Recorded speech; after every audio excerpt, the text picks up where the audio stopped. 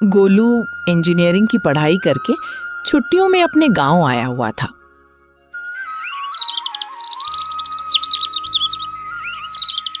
गोलू के पिता उससे कहते हैं, और बेटा, अब तो तेरा कॉलेज कंप्लीट हो गया है भाई। चल अब जल्दी से एक अच्छी सी नौकरी ढूंढ ले, बाकी की जिंदगी बिल्कुल अच्छे से बीतेगी। शादी भी तो करानी है तेरी।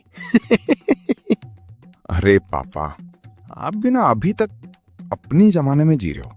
पापा, अब नौकरी करने का जमाना गया, अब है बिजनेस का जमाना। मैं तो बिजनेस करूंगा। अब आप बस भी करिए, अभी अभी तो आया है, कम से कम उसे खाना तो खा लेने दीजिए।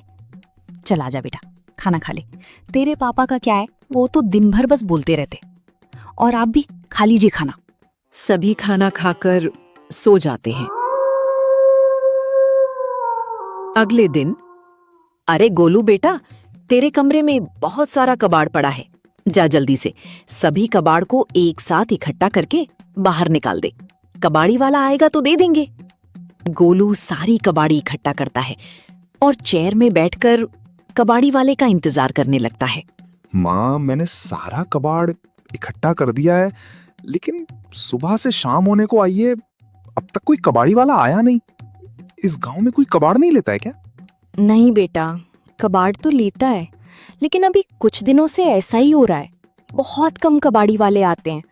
कभी कभी तो महीनों बीत जाते हैं ना, तब भी कोई कबाड़ी वाला नहीं आता।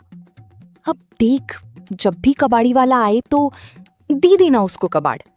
और हाँ, कबाड़ का सही दाम लगाना। गोलू एक हफ्ते तक कबाड़ी वाले का इंतजार करता है, लेकिन कोई भी कबाड़ी वाला कबाड़ लेने के लिए नहीं आता। क्या यार, कितने दिन हो गए, इस गांव में किसी को कबाड़ की फिक्र भी है या नहीं? एक हफ्ता होने को आए, लेकिन मजा लो एक भी कबाड़ी वाला आया हो। फिर गोलू अपना फोन चलाने लग जाता है। अरे गोलू बेटा, मुझे एक बात बता।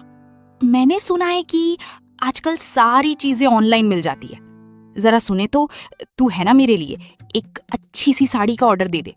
मैं तो तेरे पापा को बोल बोल के थक गई, लेकिन वो है कि मेरी एक नहीं सुनते, कंजूस कहीं के।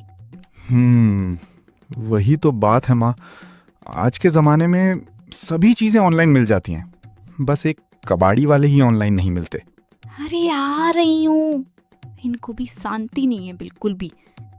फिर पंखुरी बाहर चली जाती है। वैसे अगर जरा गौर किया जाए तो ये सही तो है, अभी सब कुछ ऑनलाइन मिल रही है, लेकिन ये कबाड़ी वाला ही ऑनलाइन नहीं मिलता। ऑनलाइन कबाड़ी वाला का बिजनेस कोई नहीं करता और इसकी डिमांड भी है। क्यों ना मैं एक ऐसी ऐप बनाऊं जो लोगों के घर घर जाकर कबाड़ उठाए। इससे कबाड़ का काम भी बहुत आसान हो जाएगा। वाह रे गोलू, क्या दिमाग पाया है तूने।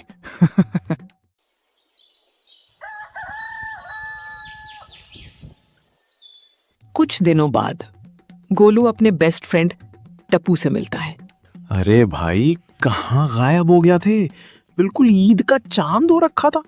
इतने दिन से ना कोई फोन ना मैसेज। मुझे तो लगने लगा था कि तू फॉरेन चला गया है काम करने को। अरे भाई, ऐसी बात नहीं है, कॉलेज खत्म हो चुका है तो बस पैसे कमाने के बारे में सोच रहा था। अच्छा, ऐसा है क्या? तू बता, क्या सोचा है तूने? कैसे कमाएगा तू पैसा? देख भाई, मुझे ना एक जबरदस्त आइडिया आया है, मतलब बोलूं तो खजाना लग गया है, खजाना। अच्छा, ऐसी बात है क्या? तो भाई मुझे भी बता, तुझे कौन सा खजाना मिल गया है? फिर गोलू टप्पू को अपना आइडिया बताता है। तू समझा हमें क्या करना है? हमें सबसे पहले घरों से कबाड़ उठाना है और फिर उस कबाड़ को रिसाइकल करके अपना कारोबार शुरू करना है। अब तुझे बस एक काम करना है, तुझे एक वेबसाइट बनानी है जिससे हमें लोगों के ऑर्डर मिलना शुरू हो सके। हाँ भाई, मैं बिल्कुल समझ गया मुझे क्या करना है। तू चिंता मत कर, मैं कल ही ये वेबसाइट बना दूंगा।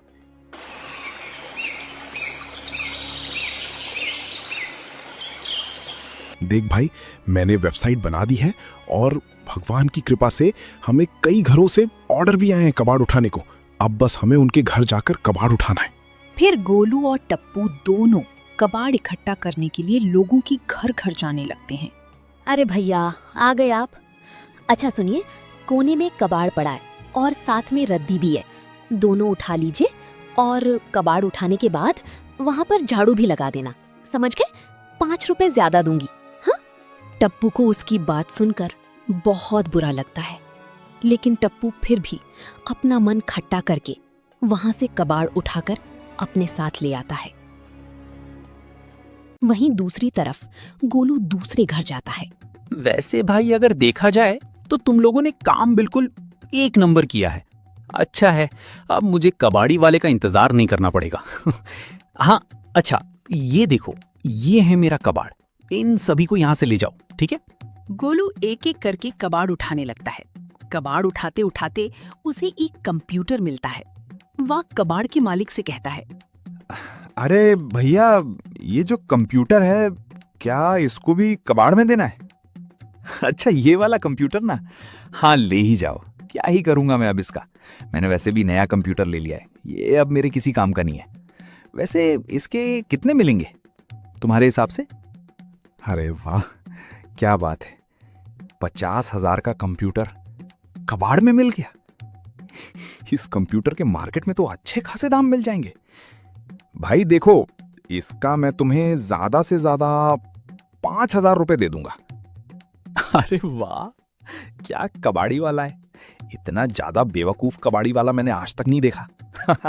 ये भंगार कंप्यूटर का मुझे 5,000 रुपए दे रहे। हाँ भाई, आराम से ले जाओ, मुझे मंजूर है, ले जाओ ले जाओ।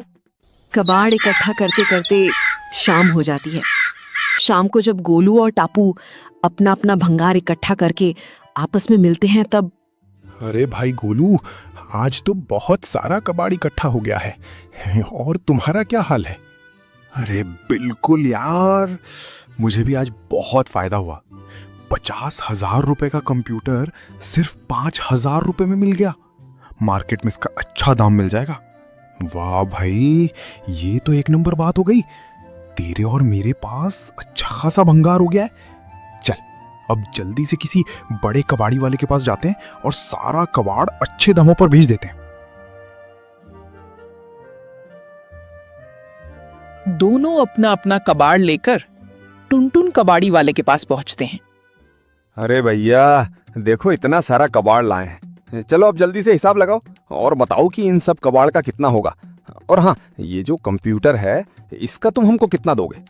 इस कंप्यूटर का भाई, इस कंप्यूटर का हम तुमको पूरे 500 रुपए देंगे, नाप तोल के। क्या ये क्या बक रहे हो भाई, इस कंप्यूटर के सिर्फ 500 रुपए? अरे भाई जरा ध्यान से देखो, ये कंप्यूटर बहुत महंगा है, इसकी कम से कम 5,000 रुपए तो दो। क्या कहा? 5,000 रुपए? भाई तुम कबाड़ बेचने आए हो, ना कि सोना, समझे? कबाड़ को कबाड़ की तरह ही बेचा जाता है मेरे भाई। और वैसे भी मैं यहाँ पर इतने सालों से धंधा कर रहा हूँ, ऐसे कई सारे कंप्यूटर आए हैं मेरे पास, तो मुझे बेहतर कबाड़ का दाम तुमको इस पूरे इलाके में कोई नहीं बता सकता। चलो अब मेरा टाइम बर्बाद मत करो और जल्दी बताओ कि तुम्हें ये कबाड़ बेचना है या नहीं। 500 रुपए से 1 रुपया भी ज्यादा नहीं मिलेगा तुम्हें। मजबूर होकर गोलू और टापू को कंप्यूटर 500 रुपए में ही बेचना पड़ता है।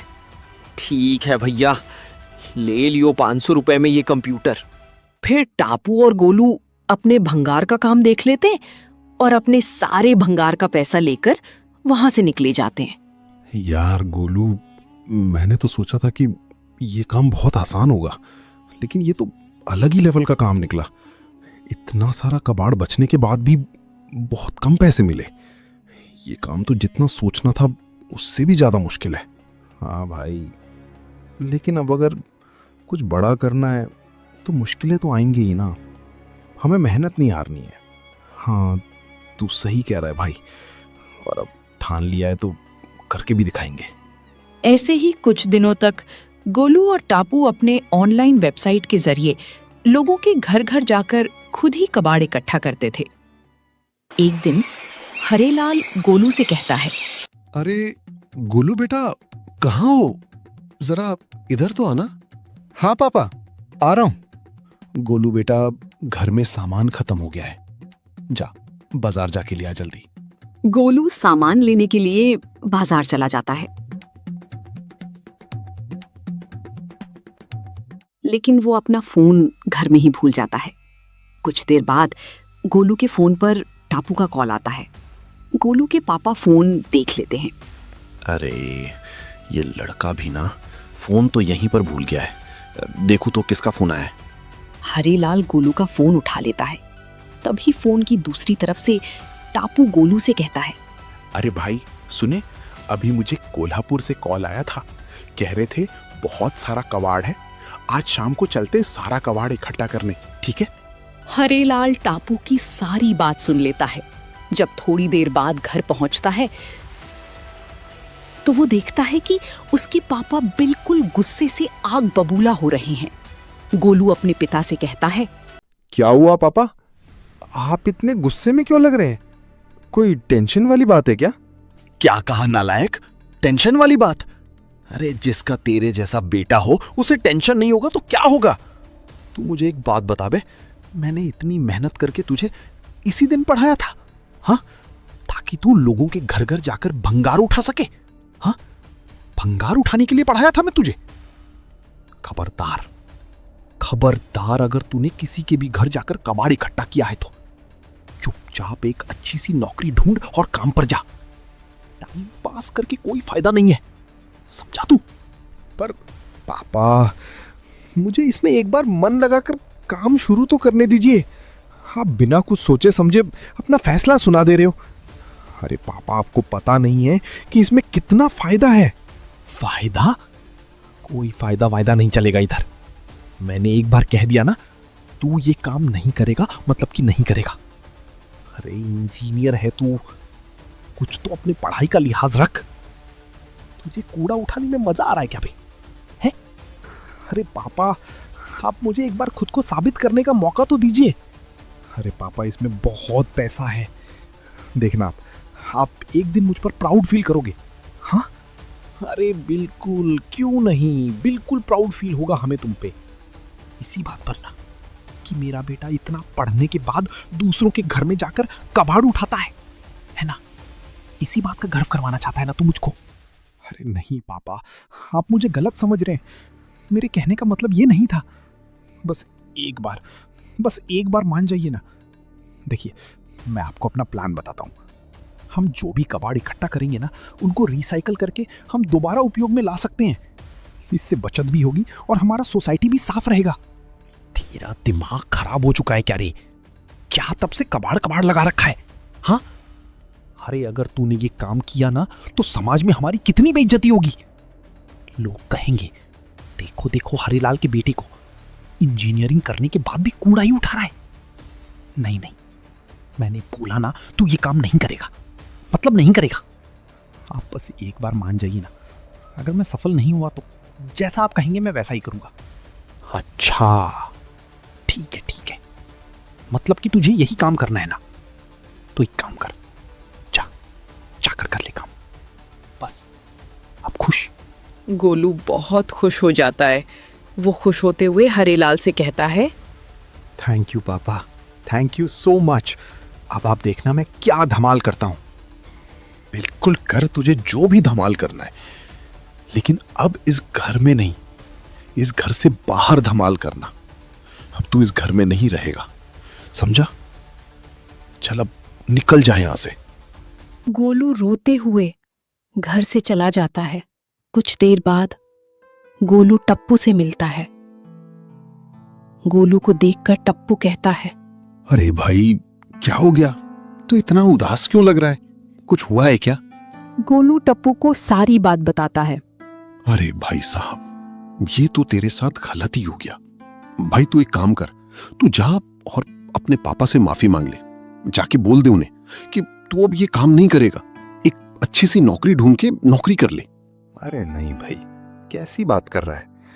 अब जब हमने तय कर लिया मतलब कर लिया। अब इस काम को पूरा करके दिखाएंगे। तू देखना, पापा को मुझ पर एक दिन जरूर नाज होगा। मुझे भगवान पर पूरा भरोसा है। वाह भाई, मान गए तेरे जज्बे को।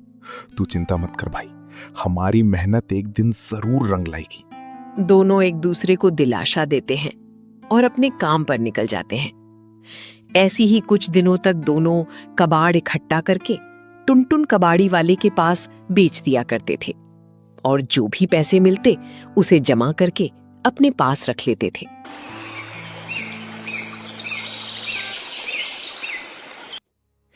एक दिन गोलू और टापू को ऑनलाइन वेबसाइट के जरिए एक घर से कबाड़ इकट्ठा करने का ऑर्डर आता है।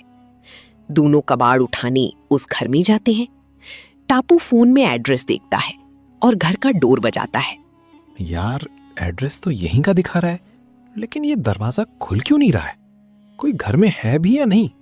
इतनी देर में दरवाजा खुलता है और घर के अंदर से एक बूढ़ा आदमी बाहर निकलता है। बूढ़ा आदमी गोलू और टापू को देखकर बोलता है, क्या है, क्यों इतना बेल बजा रहे हो? क्या काम है? कौन हो तुम दोनों? चचा, हम दोनों कबाड़ी वाले हैं। आपने हमें कबाड़ लेने के लिए बुलाया था ना? तभी अंदर से एक जवान आदमी बाहर आता है। वह गोलू और टापू को देखकर बोलता है, अरे पापा, इन दोनों को मैंने ही बुलाया था। ये दोनों ऑनलाइन कबाड़ का बिजनेस करते हैं। लेकिन मजे की बात पता है क्या है पापा? इन दोनों ने अच्छी खासी पढ़ाई करी हुई है और हालत देखो इनकी। अच्छा, वैसे कौन सी डिग्री है तुम दोनों के पास? कहाँ तक पढ़ाई करी हुई है तुम दोनों ने? वो चाचा, हम दोनों ने इंजीनियरिंग किया हुआ है, कोल्हान यूनिवर्सिटी है। क्या कहा? इंजीनियरिंग की हुई है? वो भी कोल्हान यूनिवर्सिटी है? अरे भाई, तुम दोनों को तो कोई भी कंपनी में अच्छी खासी नौकरी मिल जाती। तुम्हें ये कबाड़ का धंधा क्यों करना पड़ रहा है? ऐसी भी क्या मजबूरी है भाई तुम दोनों की, जो तुम्हें इंजीनियरिंग करने के बाद कबाड़ उठाना पड़ रहा है बेटा? तभी वो बूढ़ा आदमी अपने दोनों पोतों को बुलाता है। ये देखो, ये हैं मेरे पोते नट्टू और भागा। नट्टू को मैं कलेक्टर बनाना चाहता हूं और भागा को इंजीनियर। ये मेरी दिली तमन्ना है, लेकिन तुम दोनों की हालत देखकर मुझे पता चल गया है कि इंजीनियरिंग करके कोई फायदा नहीं है। इसलिए मैं अब भागा को तो इंजीनियरिंग नहीं ही कराऊंगा। क्या पता कल को इंजीनियरिंग करने के बाद उसे भी कबाड़ उठाना पड़े और मैं अपने पोते को कबाड़ उठाते हुए नहीं देख सकता। गोलू और टप्पू बहुत उदास हो जाते हैं। वो दोनों बिना कुछ कहे चुपचाप कबाड़ उठाकर वहां से निकल जाते हैं। यार गोलू, हमारे देश में तो कबाड़ी वाले का कोई इज्जत ही नहीं करता। ये लोग तो हमारी बेइज्जती ऐसे कर रहे थे कि जैसे हमने इनका कबाड़ नहीं बल्कि सोना उठा लिया हो। हाँ यार, बात तो तू सही कह रहा है। ये लोग तो हमें एक भिखारी की तरह ट्रीट कर रहे थे। लेकिन कोई बात नहीं, एक दिन हम सबको गलत साबित कर देंगे। हम सबको बताएंगे कि कबाड़ी वाला होना कोई बुरी बात नहीं है। इन लोगों का मुंह हम चुप करा देंगे। यार गोलू, मैं क्या बोलता हूं, हमारे पास जो पैसे हैं ना, उससे हम कुछ मशीन खरीद लेते हैं जिससे हम कबाड़ को रिसाइकिल कर सकें। कम से कम हम काम तो शुरू कर सकते हैं। हाँ टप्पू, तू सही कह रहा है। हमें अब काम शुरू कर देना चाहिए और अब हम कुछ मजदूर को भी रख लेंगे, जिससे हमारा काम और भी आसान हो जाएगा। गोलू और टापू कुछ ही दिनों में मशीन भी ले आता है और कुछ मजदूरों को भी रख लेते हैं।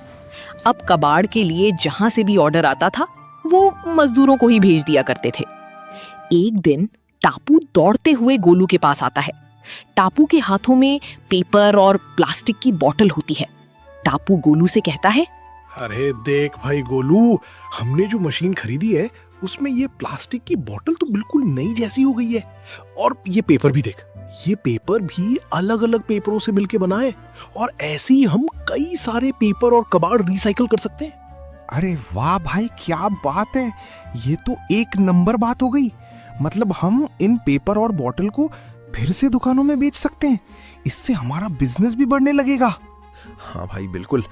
और मैं क्या बोलता हूँ, अगर हम इसी तरीके की और भी मशीन ले आए तो हमारा काम और भी ज्यादा आसान हो जाएगा। हम एक साथ बहुत सारा कबाड़ को रिसाइकिल कर सकते हैं। हमारा बिजनेस बहुत तेजी से बढ़ेगा।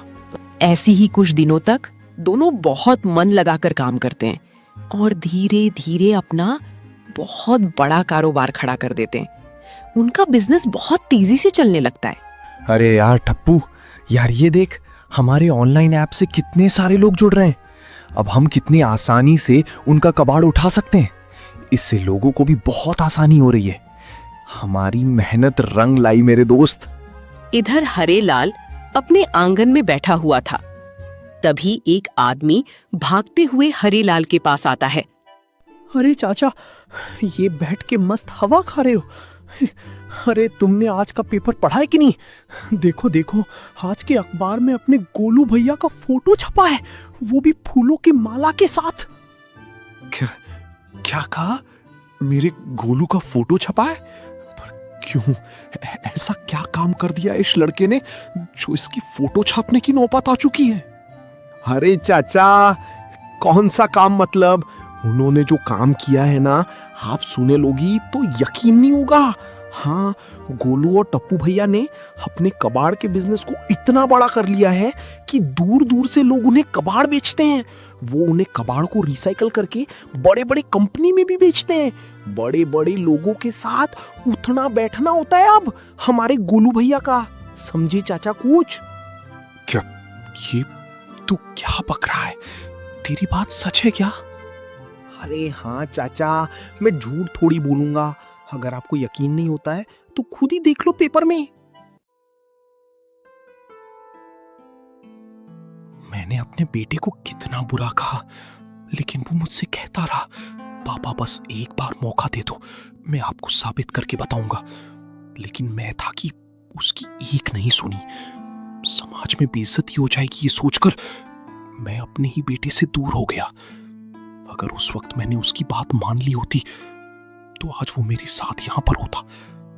इतना बड़ा आदमी बन गया मेरा बेटा, मुझे तो यकीन ही नहीं हो रहा है। मुझे अपने बेटे से मिलना है। पता नहीं अब कहां मिलेगा मुझे मेरा बेटा। अरे चाचा, आप भी ना। अरे इतने क्या सोच रहे हो आप? अरे बेटा है वो आपका, फटाफट एक फोन घुमाओ और कॉल लगाओ गोलू भैया को, बात कर लियो। इसमें इतना टेंशन लेने का नहीं। फिर हरेलाल गोलू को फोन लगाता है। गोलू फोन उठाकर बोलता है, हेलो, गोलू कबाड़ी वाला स्पीकिंग। हाँ, यहां पर भी एक बहुत बड़ा कबाड़ है, आप इसे अपने साथ ले जाइए। एड्रेस है गोलू का घर, the son of Harilal, father of Golu कबाड़ी वाला। गोलू अपने की सुनकर इमोशनल हो जाता है। पापा, मैं आ रहा हूं पापा, मैं आ रहा हूं। कुछ ही देर में गोलू अपने पास से मिलने उनके पास आता है। हरिलाल अपने बेटे को देखकर बोलता है, क्या बेटा, बाप की बात का इतना बुरा लग गया कि घर आना ही बंद कर दिया? ऐसा नहीं करते लाडले, इधर तकलीफ होती है। नहीं पापा, ऐसी बात नहीं है। मैं भला आपकी बात का बुरा कैसे मान सकता हूं? आज मैं जो कुछ भी हूं आपकी वजह से ही तो। बस ये सोचकर घर नहीं आ रहा था कि जब तक अपने पैर पर खड़ा ना हो जाऊं तब तक आपको अपनी शक्ल नहीं दिखाऊंगा। और आज देखिए, आपके आशीर्वाद और प्यार की वजह से मैं एक सक्सेसफुल बिजनेसमैन हूं। फिर दोनों बाप बेटे खुशी खुशी रहने लगते हैं।